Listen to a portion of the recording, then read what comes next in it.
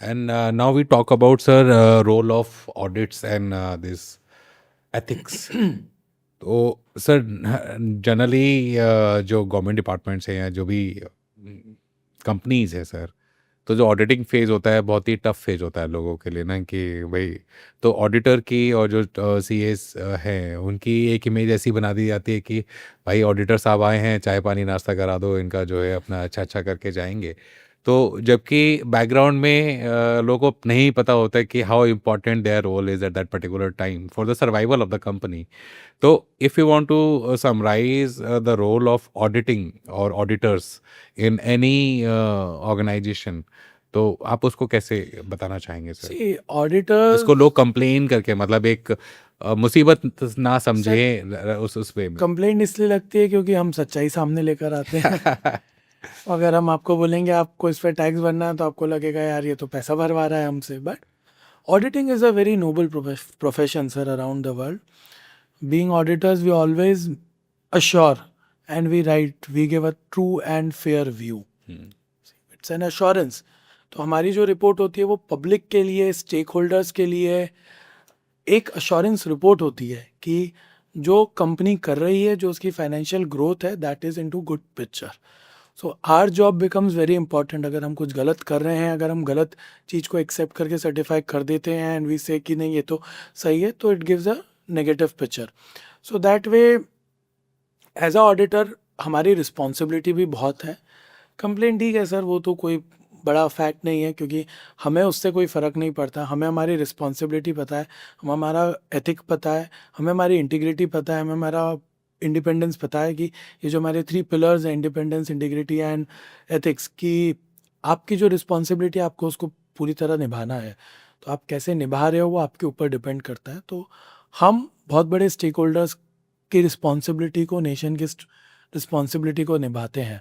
इसलिए हम partners in nation building भी कहलाते हैं और सब लोग उसी के बेसिस पे काम करते हैं. चाहे आज कोई भी मार्केट की बात करें, हम जब भी मार्केट की बात करते हैं तो हम ये बोलते हैं आपने बैलेंस शीट पढ़ी क्या, फाइनेंशियल स्टडी करे क्या. तो फाइनेंशियल स्टडी आप जब भी कर रहे हो जब एक ऑडिटर उसे ऑडिट करके दे रहा है कि हाँ यार ये फाइनेंशियल्स कंपनी के हैं.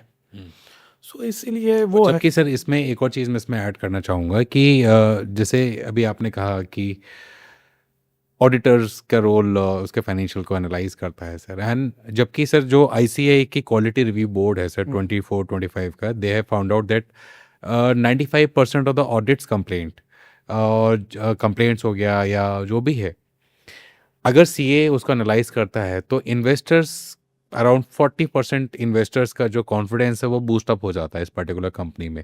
तो एक उस नज़रिए से भी लोगों को देखने की आवश्यकता है कि ये हमारी एक आइडेंटिटी क्रिएट करता है ये ऑडिट, और जो है हमारी वैल्यू क्रिएट करता है. एंड जैसा कि आपने कहा कि you are all the CAs are main partners in nation building. तो मैं तो मानता हूँ सर ये all the CAs of the backbone of the financial ecosystem in India sir. बिना, क्योंकि ऑडिटर को एक साइन की वैल्यू बहुत बहुत ज़्यादा होती है. ऑडिटर के एक साइन के बेसिस पे कई सारे पॉलिसी मेकर्स अपनी पॉलिसी बनाते हैं, कई सारी कंपनीज अपनी पॉलिसीज बनाते हैं.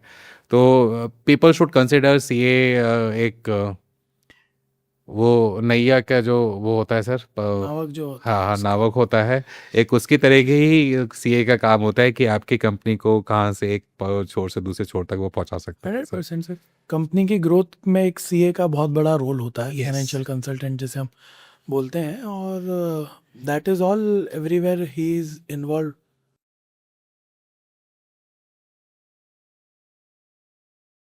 Sir now in the new upcoming जो ड्राफ्ट्स आए हैं, अलग अलग जो रेगुलेशंस हैं सीए के फील्ड में, यहाँ पर आप एआई का इस्तेमाल, एआई और जो डीप टेक्नोलॉजी है उसको कैसे इंटीग्रेट कर रहे हैं ये आपका हमारा जो इंस्टीट्यूट है. सर इंस्टीट्यूट भी बहुत सारे एआई के कोर्सेज चला रहा है. इंस्टीट्यूट का खुद का एआई का कोर्स है अलग अलग इन लेवल द का. Field of chartered accountant. Yes, how to use AI, how to use AI in chartered accountants field.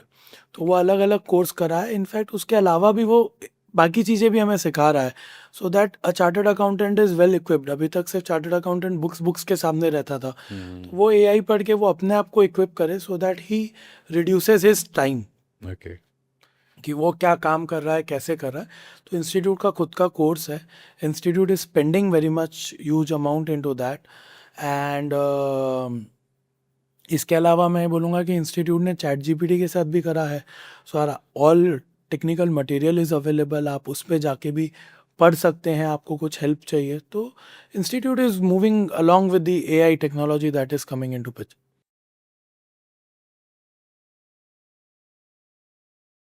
And sir एक बहुत बड़ा मिस और मिस इन्फॉर्मेशन समाज में है कि जो online social media content creators हैं, तो हमारे जैसे भी हम like I am taking podcast on this channel and और भी जो कंटेंट क्रिएटर्स हैं, तो इनके लिए कंप्लायंस जो जीएसटी है वो किस तरीके से, क्या पैरामीटर्स है सर, कैसे डिफाइन होता है सर? अगर सी देखिए, जो कंप्लायंसेस या सोशल मीडिया पे जो बताते हैं, वो मैंने पहले भी कहा, वो एक ब्रॉडर पिक्चर बता के आपको छोड़ देते हैं। बट आप अगर एआई से रिलेट करना चाहें कि एआई कंप्लायंस में क्या हेल्प कर रहा है, तो बहुत कंप्लायंसेस में हेल्प कर रहा है। ऑटोमेशन बहुत हो चुका है, जिस चीज़ को हमको मैनुअली करना पड़ता था, काफ़ी कुछ ऑटोमेट हो गई है। डिपार्टमेंट ने ऑटोमेट कर दिया है अपने आप को, क्योंकि अगर कोई मैचिंग करनी है तो वो ऑटोमेटिकली मैच करके दे रहा है, जहाँ पहले मैनुअल इंटरवेंशन होता था। तो दैट वे एआई दोनों तरफ हमारे लिए भी हेल्पफुल हो गया है, डिपार्टमेंट के लिए भी हेल्पफुल हो गया, to analyse things, to extract reports, to extract data. तो इन सब में AI has played is playing a major role. Basically sir my main question was like कि जो सोशल मीडिया कंटेंट क्रिएटर्स हैं, तो हमारे लिए भी जीएसटी भरना ही उतना इम्पोर्टेंट है। तो हमारे जो जीएसटी, जो सोशल मीडिया, जो यूट्यूब पे जो कंटेंट अपना बना रहे हैं या इंस्टाग्राम पे कंटेंट बना रहे हैं, जहाँ से भी अर्निंग हो रही है, चाहे यूट्यूब से अर्निंग हो रही है, चाहे वो इंस्टाग्राम से हो रही है, किसी भी फील्ड से अर्निंग हो रही है, तो उस अर्निंग के बेसिस पे उनको कैसे टैक्स फाइल करना होता है, वो कैसे डिफाइन होता है सर? सर क्योंकि कई बार ये सर मैं इसलिए ये सवाल मेरा आपके सामने है क्योंकि लोगों के जहन में ये होता है कि हम ऑनलाइन पे अपनी वीडियो हम बना लेंगे, इतने राइल्स आ जाएंगे, हमें मनी भी आ जाएगी, हम उसका कोई कंप्लायंस हम सबमिट नहीं करेंगे, तो वो क्या इंपॉर्टेंट, किस खतरे में आ जाते हैं सर अगर नहीं करते सर तो? टैक्स का कंप्लायंसेस, आप see there are two types of taxes, जो मैंने बात करी डायरेक्ट इनडायरेक्ट। तो आप जो पैसा कमा रहे हैं रील बना के social media, that is a direct tax. एक तो जिस जिस अर्निंग पे आपको इनकम टैक्स तो भरना ही है, प्लस सब्जेक्टिवली आपकी कितनी इनकम है, कौन से उसमें आप जाते हैं, उस पर आपको अकॉर्डिंगली जीएसटी भी भरना ही पड़ेगा। नहीं भर रहे और ऐसा सोच रहे हैं यार आ गया और हमने नहीं भरा, तो that is not an option, you will get caught in some time.